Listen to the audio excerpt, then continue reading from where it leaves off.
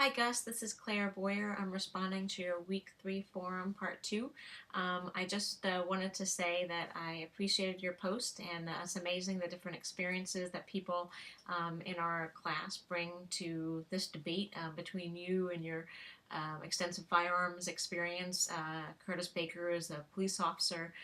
It's just it's really interesting to go through the different video posts and see what people have to say.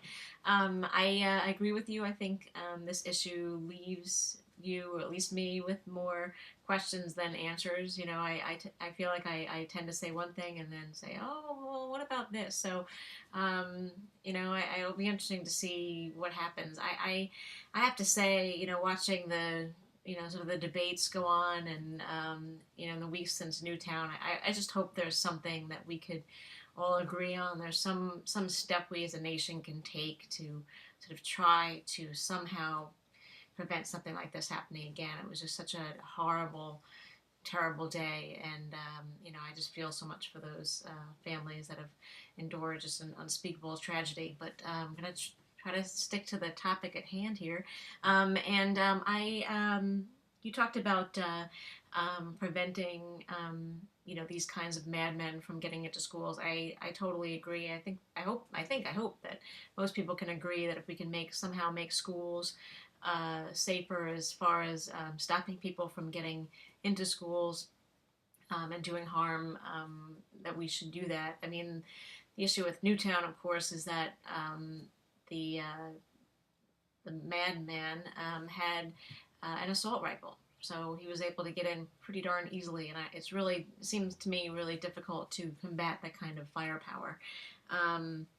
The idea of having teachers with guns kind of rubs me the wrong way. I feel like we put enough jobs on teachers right now as it is. They're supposed to educate our kids. They're social workers. They're de facto parents. They're babysitters. They have a ton of different jobs, and they don't get paid a ton of money, and to make them carry guns if they don't want to is doesn't, as I said, rub me the wrong way. However, going back to the more questions and answers part, I don't know if they want to carry guns, is that necessarily a bad thing? Maybe not. But again, the idea of teachers in schools with guns, you obviously don't want a student to get a hold of it.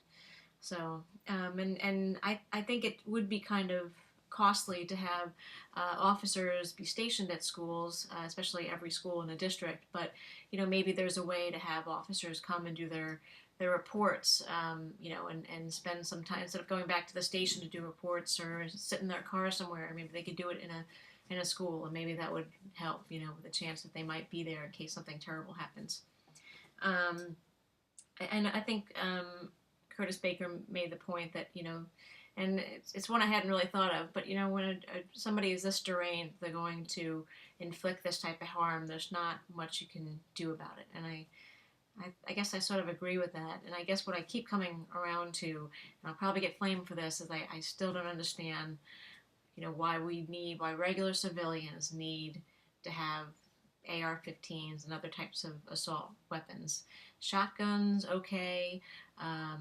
You know, handguns to defend your house and your property. A shotgun or some sort of a rifle to go hunting. But these types of guns where you can supposedly mow down, a school full of kids in mere minutes.